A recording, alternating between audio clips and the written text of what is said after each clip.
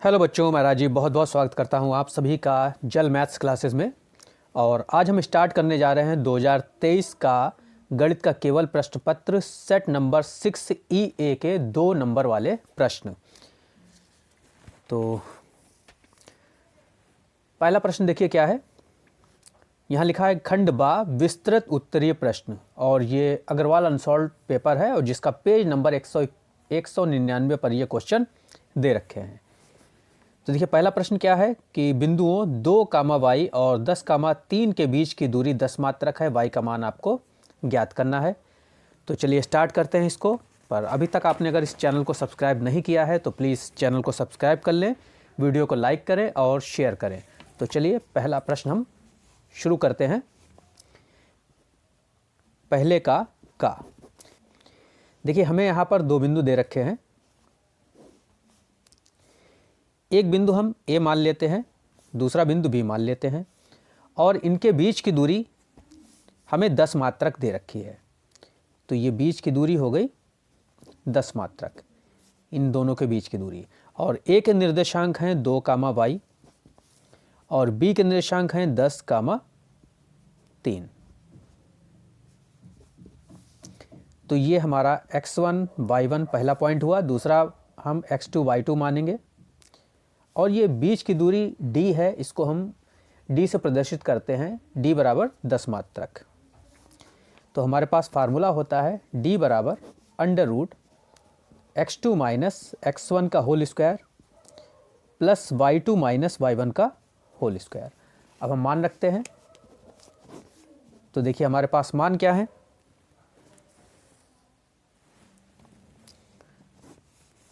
देखिए x2 हमारे पास है 10 और x1 है 2।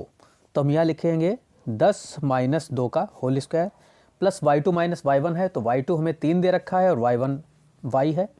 तो यहाँ लिखते हैं 3 माइनस y का होल स्क्वायर। और d का मान हमें दे रखा है ये 10 मात्रक। तो d की जहाँ पर हम 10 रख देते हैं।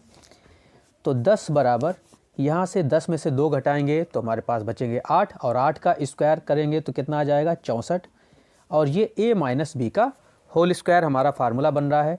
तो लगा देते हैं। तो a स्क्वायर यानी 3 का स्क्वायर 9, और प्लस बी की जहाँ क्या है y, तो y का स्क्वायर, और माइनस 2ab यानी 2 गुणा 3 गुणा y।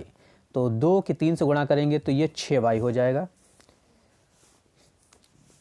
तो 10 बराबर √ ये 64 और 9 हम जोड़ देते हैं तो ये हो जाएंगे 73 plus y square minus 6y। अब देखिए जब तक ये √ हमारा नहीं हटेगा तब तक हमारा सवाल आगे हल नहीं हो सकता। तो इसको हटाने के लिए हमें दोनों तरफ वर्ग करना पड़ेगा। तो यहाँ लिखते हैं दोनों ओर वर्ग करने पर। तो 10 का वर्ग करेंगे तो 10 का स्क्वायर बराबर, इधर हम जब वर्ग करेंगे तो ये √ हमारा हट जाएगा। तो यहाँ रह जाएगा। देखिए अब हम क्रम से इसको लिख देते हैं। पहले y की घात 2 माइनस 6y और ये प्लस का 73 ये बाद में लिख देते हैं। तो 10 का स्क्वायर हुआ 100 बराबर y square minus 6y plus 73। अब ये 100 भी हम इधर ले आते हैं RHS की तरफ। तो यहाँ रह जाएगा 0। तो y square minus 6y plus का 73, और ये प्लस का 100 था, इधर आएगा तो माइनस का 100 हो जाएगा। तो y स्क्वायर माइनस 6y, और 100 में से हम माइनस के 100 में से प्लस के 73 घटाएंगे तो ये आएगा माइनस का 27। तो y, अब देखिए यहाँ 27 के हमें ऐसे फैक्टर करने हैं कि घटा के 6 आ जाए, क्योंकि ये द्विघात समीकरण के रूप में हमारा आ गया। तो हमें इसके गुणनखंड करने पड़ेंगे। तो 27 के ऐसे टुकड़े कर लीजिए कि घटा के 6 आ जाएँ। तो 9 तियाँ 27, भाई 27 के टुकड़े अगर हम करते हैं तो 9 तियाँ 27, और 9 में से 3 घटाएंगे तो 6 आएगा। यानी कि हम इस 6 के यहाँ पर लिख सकते हैं 9 माइनस 3, और ये y माइनस 27। तो y स्क्वायर इधर से हम माइनस अंदर भेजेंगे, इधर से y अंदर भेजेंगे, तो माइनस का 9y और माइनस माइनस प्लस का 3y माइनस के 27। तो 0 बराबर यहाँ से हम इतने में y कॉमन ले लेते हैं तो एक y यहाँ बचेगा, माइनस का 9 और प्लस यहाँ से हमें 3 कॉमन मिल रहा है। तो y माइनस 3 निम्न 27 होते हैं। तो 0 बराबर अब देखिए यहाँ से हमें y-9 ब्रैकेट के अंदर जो है वो कॉमन है, तो अगले ब्रैकेट में जो बचा है वो हम लिखेंगे। तो y+3 बचा है, तो ये हम लिख देते हैं y+3। तो दोनों के किसके बराबर हैं? 0 के बराबर। इनको अलग अलग 0 के बराबर लिख लेते हैं हम। y-9 बराबर 0 या y+3 बराबर 0। तो y बराबर यहाँ ये 9 हम इधर लाएंगे RHS की तरफ, तो प्लस का 9 हो जाएगा, और यहाँ से y कितना आएगा? -3 हो जाएगा। तो y के दो मान हमें निकल के आ रहे हैं, तो ये हमारे आंसर हो गए। तो y बराबर 9 और -3, तो ये हमारा आंसर हो गया। बढ़ते हैं क्वेश्चन नंबर ख की ओर। x और 1/x का माध्य m है, और हमें यहाँ पर x³ और 1/x³ का माध्य ज्ञात करना है। तो माध्य का मतलब समांतर माध्य। ये पहले का ख वाला क्वेश्चन है हमारा। देखिए हमें दे रखा है x और 1/x का माध्य m है, इसलिए हम लिखेंगे, देखिए फार्मूला होता है समांतर माध्य का, समांतर माध्य बराबर कुल पदों का योग, कुल पदों का योग बटे उनकी संख्या। तो इस फार्मूले का इस्तेमाल हम यहाँ पर करेंगे। तो हमें समांतर माध्य, देखिए पहले क्या दे रखा है? समांतर माध्य बराबर, तो समांतर माध्य में क्या दे रखा है? m। तो m बराबर कुल पदों का योग। अब हमारे पास दो ही पद हैं, ये x और 1/x। तो x + 1/x बटे इनकी संख्या, तो दो ही हैं, तो बटे में क्या आएगा? 2 आएगा। तो इस तरह से हमने इसको लिख दिया। अब देखिए ये 2 की हम इधर गुणा कर देते हैं तिरछी, तो ये 2m बराबर x + 1/x हो गया। अब हमें क्या निकालना है? हमें देखिए निकालना है x³ + 1/x³ का माध्य ज्ञात करना है। ये हमें ज्ञात करना है। तो ये देखिए ये किस तरह से आएगा? जब हम इसका होल क्यूब कर देते हैं दोनों तरफ, यानी दोनों तरफ घन करेंगे। तो यहाँ लिखते हैं दोनों ओर घन करने पर, मतलब घात 3 हम दोनों तरफ चढ़ा देंगे। तो इधर भी और इधर भी दोनों ओर घात 3 हमने लगा दी। तो 2 का क्यूब भाई कितना हुआ? 2 दूनी 4 दूनी 8m³ बराबर, यहाँ पर हमारा ये फार्मूला बन रहा है a + b का होल क्यूब। तो देखिए फार्मूला क्या होता है हमारा? a + b का होल क्यूब बराबर होता है a³ + b³ + 3ab और ब्रैकेट में a + b। तो ये फार्मूला होता है, और इसी फार्मूले का इस्तेमाल हम यहाँ पर करते हैं। यहाँ हमारे पास x की यहाँ पर क्या है?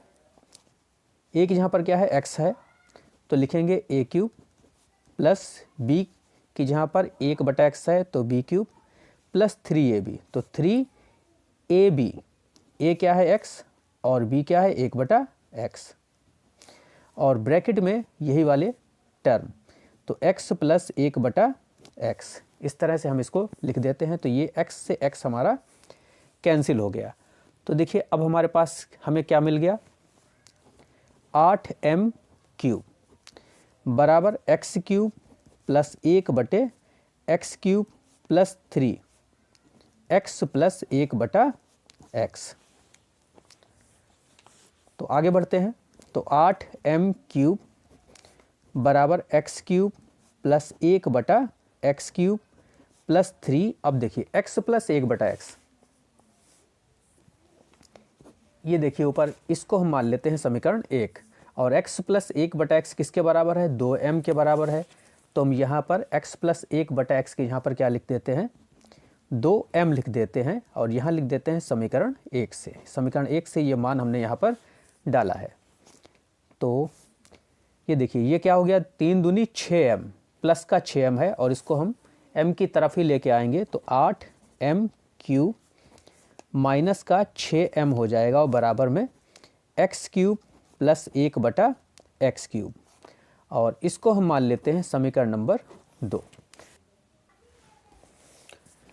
तो अब हमें एक्स क्यूब और 1/x क्यूब का माध्य निकालना है।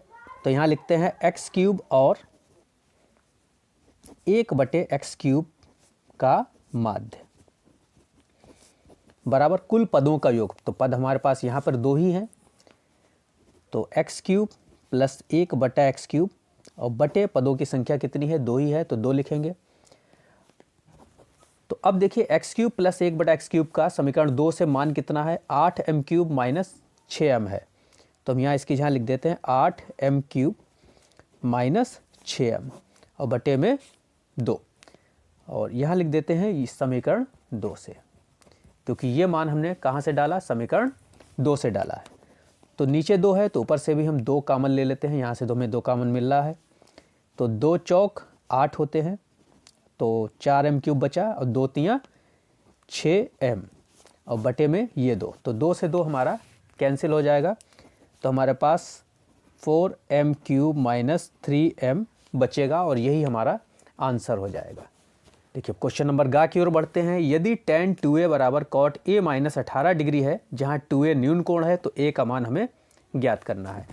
तो चलिए हल करते हैं हम इस क्वेश्चन को अपने। क्वेश्चन नंबर ये गा है पहले का, और यहाँ पर हमें दे रखा है tan 2a बराबर cot a माइनस 18 डिग्री, और 2a क्या है, न्यून कोण है, मतलब हमें इसको बदलना है। किस में बदलना है, 90 माइनस थीटा वाले फार्मूले में। तो देखिए हमारे पास फार्मूला होता है cot 90 माइनस थीटा बराबर tan थीटा। तो इस फार्मूले से हम इस tan को cot में बदल देंगे। तो देखिए यहाँ पर हमें tan किसके बराबर है, cot 90 माइनस थीटा के बराबर है। तो यहाँ लिखते हैं हम cot 90 माइनस, अब थीटा की जहाँ पर, यहाँ हमारे पास क्या है, पूरा 2a है, तो हम यहाँ इसकी जहाँ पर 2a रखेंगे, बराबर में cot a माइनस 18 डिग्री। तो cot से cot हमारा कैंसिल हो जाएगा, तो हमारे पास बचेगा 90 माइनस 2a बराबर a माइनस 18 डिग्री। तो a को हम एक तरफ कर लेते हैं और गिनती को एक तरफ कर लेते हैं, तो माइनस 2a और ये वाला a हम इधर लाएंगे तो माइनस का a, ये माइनस के 18 यहीं पे लिखे रहने दीजिए, और ये प्लस का 90 है, इधर आएगा तो माइनस का 90 हो जाएगा। तो माइनस का 2a और माइनस के a माइनस के 3a और माइनस के 18 माइनस के 90 माइनस के 108।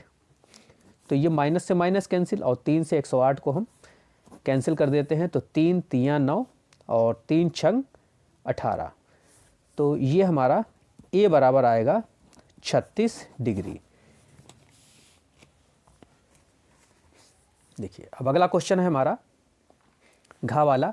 निम्नलिखित बारंबारता बंटन का माध्यक ज्ञात कीजिए। यहाँ पर हमें एक टेबल दे रखी है और हमें इसका माध्यक ज्ञात करना है।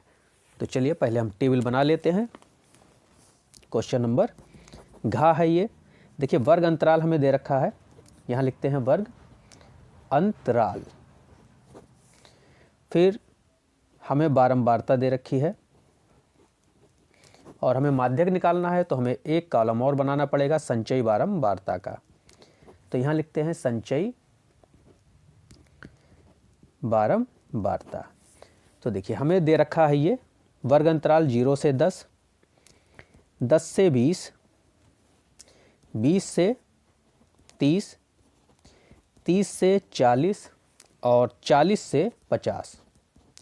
और बारंबारता हमें दे रखी है 5, 8, 20, 15 और 7। संचयी बारंबारता अब हम निकालते हैं, तो कैसे निकालते हैं, ये 5 ऊपर वाला ये आप सामने यहीं पर लिख दीजिए 5। अब 5 में ये 8 जोड़ दीजिए, नीचे वाली संख्या जोड़ते चले जाइए, तो 8 और 5 कितने हो गए 13, 13 और 20 हमारे हो गए 33, 33 में ये 15 हम जोड़ देंगे तो हमारा आ जाएगा 48 और 48 और 7 हो जाएंगे 55। देखिए ये 55 है। अब हम बारंबारता का टोटल करेंगे और इसको हम n से प्रदर्शित करते हैं। चलिए यहाँ अब हम इसका भी टोटल कर लेते हैं, तो ये भी टोटल हमारा 55 ही आएगा। देखिए ये लास्ट में जो संख्या आएगी वही टोटल इसका भी आना चाहिए। तो अब आगे बढ़ते हैं। n हमारा निकल आया, अब हम n का आधा करेंगे।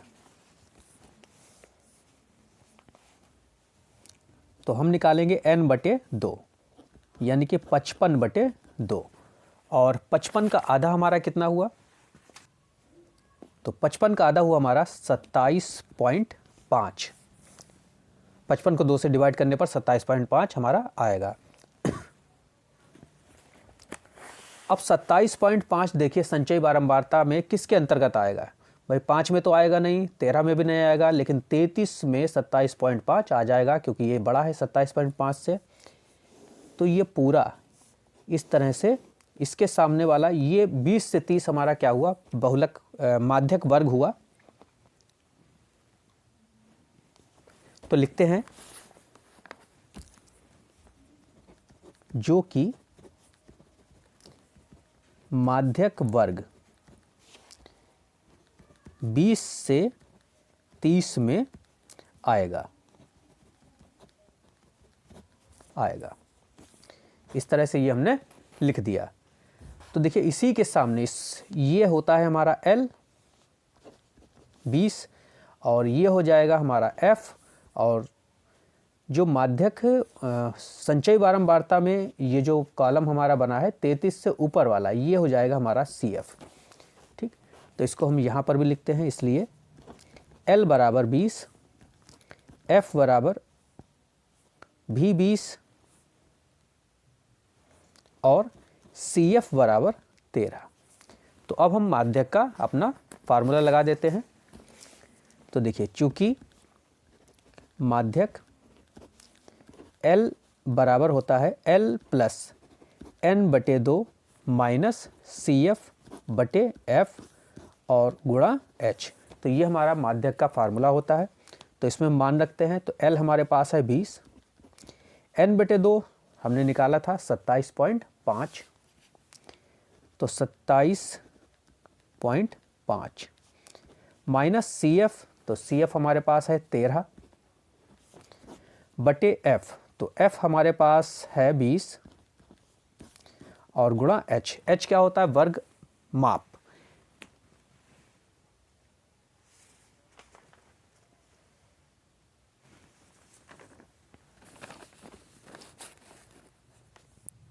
देखिए वर्ग माप सब में अंतर कितना दे रखा है? 10 का दे रखा है, 10 का अंतर है, तो यही हमारी वर्ग माप H हो जाएगी। तो H बराबर क्या हो जाएगा? 10। तो अब देखिए आगे इसको हल करते हैं। ये 0 से ये 0 कैंसिल करिए, तो 20 प्लस, अब 27.5 में से हम 13 घटाएंगे, तो 27.5 में से 13.0, पॉइंट के नीचे पॉइंट आना चाहिए, तो 5 और 7 में से 3 गया 2 और 2 में से गया 1, 27 में से 3 गया 4, तो घटाने पर ये हमारा 14.5 आएगा। तो यहाँ लिख देते हैं 14.5 बटे 2। अब 2 से हमें इसको भाग भी देना है, तो ये 20 प्लस, जब हम इसको 2 से भाग देंगे तो इसका आधा हो जाएगा, तो 7.25 आ जाएगा हमारे पास। और जब हम इसको जोड़ेंगे तो 20 और 7 27.25 हमारा माध्यक आ जाएगा। तो ये हमारा आंसर हो जाएगा।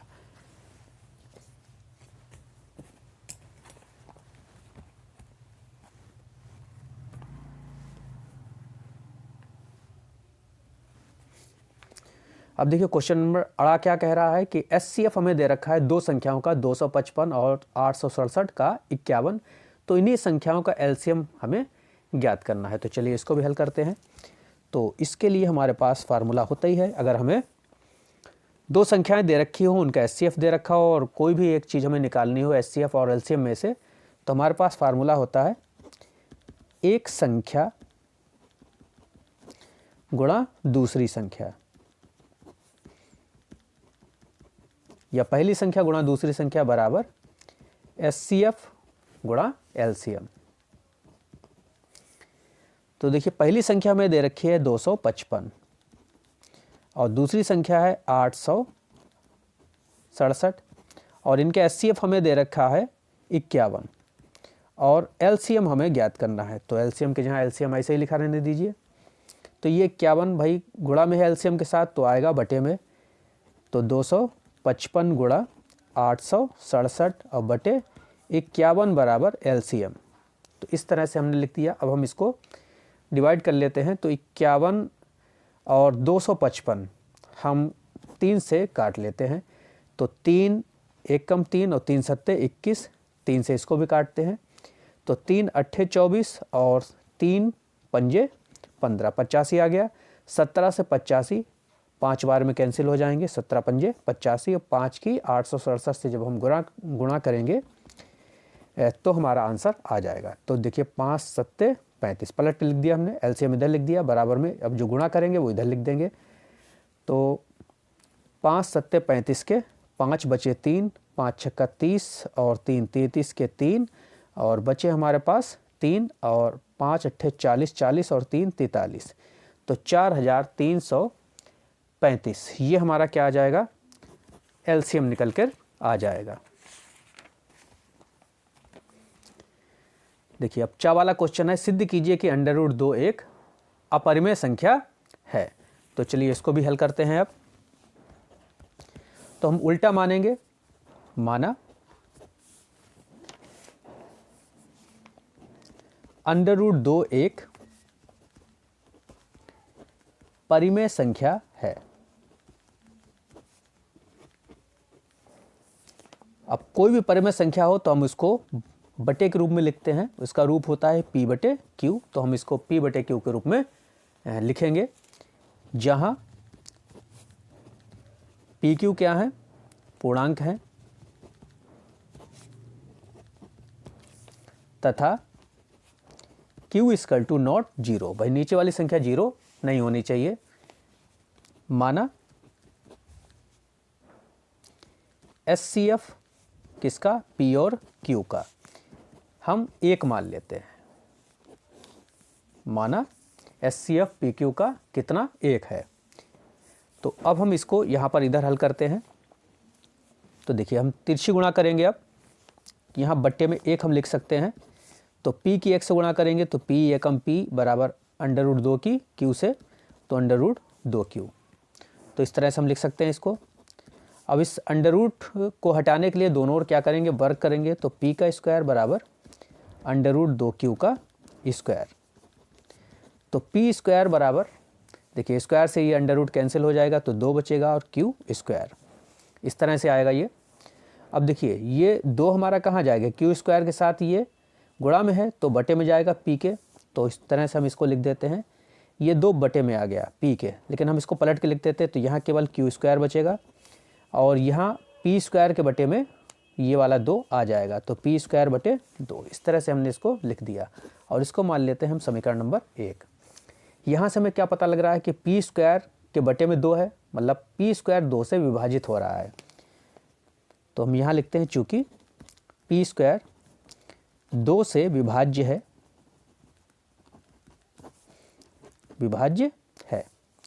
तो इसलिए अब P स्क्वायर अगर 2 से विभाज्य है तो P भी हमारा क्या होगा, 2 से विभाज्य होगा।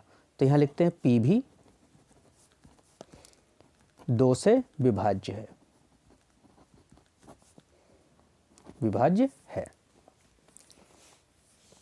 देखिए इसको इस तरह से भी समझ लीजिए कि P की जहाँ पर अगर कोई हम गिनती मान लें, तो मान लेते हैं 8 है, तो हम लिख सकते हैं यहाँ 8 का स्क्वायर बटे 2।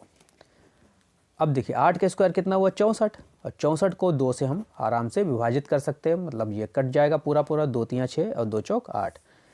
तो भाई 8 का स्क्वायर भी 2 से कटेगा और केवल 8 भी 2 से विभाजित हो जाएगा। तो वही यहाँ पर चीज़ यहाँ पर भी है, तो P स्क्वायर 2 से विभाज्य है, इसलिए खाली P भी 2 से विभाज्य है। तो अब देखिए क्या है, अब हम लिखेंगे माना, देखिए जिस संख्या के बटे में 2 दे रखा हो, याद रखिएगा इसको, जिस संख्या के बटे में 2 दे रखा हो, तो इसके बराबर में हम यहाँ पर कोई और चीज़ मान लेते हैं। तो माना P बराबर 2R। अब ये हमने 2 क्यों लगाया, क्योंकि हमसे पूछा जा रहा है कि सिद्ध कीजिए कि √2 एक अपरिमेय संख्या है। तो जो दे रखा होगा वही हम ले लेंगे। अगर यहाँ 3 होता, सिद्ध कीजिए कि √3 एक अपरिमेय संख्या है, तो हम यहाँ P बराबर 3R कर देते। तो इस तरह से ये हमने मान लिया और ये मान हम समीकरण 1 में रख देते हैं p की जगह पर। तो यहाँ लिख देते हैं पुट इन इक्वेशन नंबर 1। तो क्यू स्क्वायर इक्वल टू, देखिए यहाँ पर हम रखेंगे पी स्क्वायर p की जगह पर, तो p की जगह पर 2r।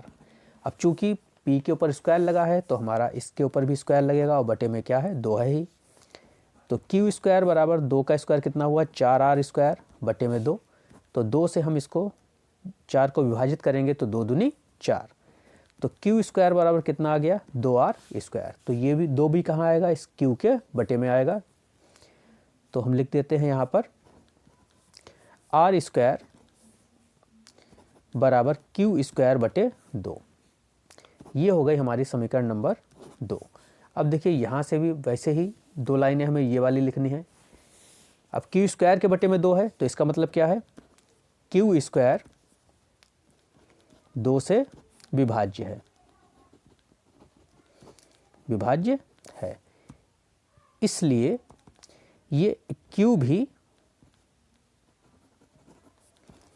2 से विभाज्य है।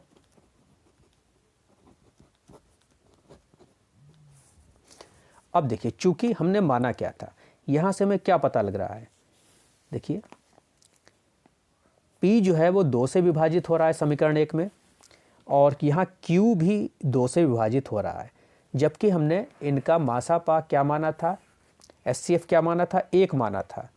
अब HCF 1 का मतलब है कि ये P और Q हमारे किससे विभाजित होंगे, सिर्फ और सिर्फ 1 के अतिरिक्त किसी भी संख्या से विभाजित नहीं होंगे। लेकिन यहाँ पर क्या आ रहा है, यहाँ पर ये 2 से विभाजित हो रहे हैं दोनों ही, यानी हमने जो माना था वो गलत है। तो हम यहाँ लिखेंगे समीकरण 1 व 2 से स्पष्ट है कि HCF P और Q का क्या है 2 है, 2 है, जबकि हमने HCF इन्हीं संख्याओं का PQ का क्या माना था, 1 माना था।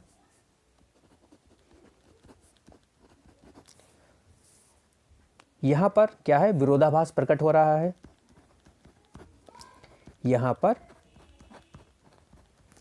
विरोधाभास प्रकट हो रहा है।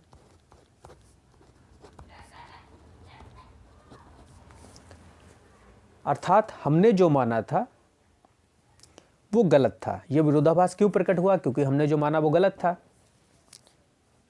तो आगे लिखते हैं, चलिए यहां पर लिख के दिखा देते हैं।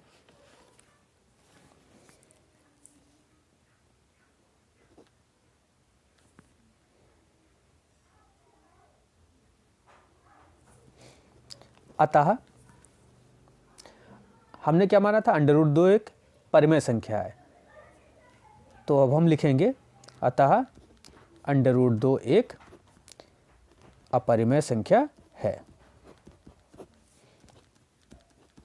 अपरिमेय संख्या है। तो इस तरह से हमें ये लिखकर दिखाना पड़ेगा। तो अगर आपको ये वीडियो पसंद आया हो तो इसे शेयर कीजिएगा और लाइक कीजिएगा और चैनल को सब्सक्राइब कीजिएगा। तो मिलते हैं नेक्स्ट वीडियो में।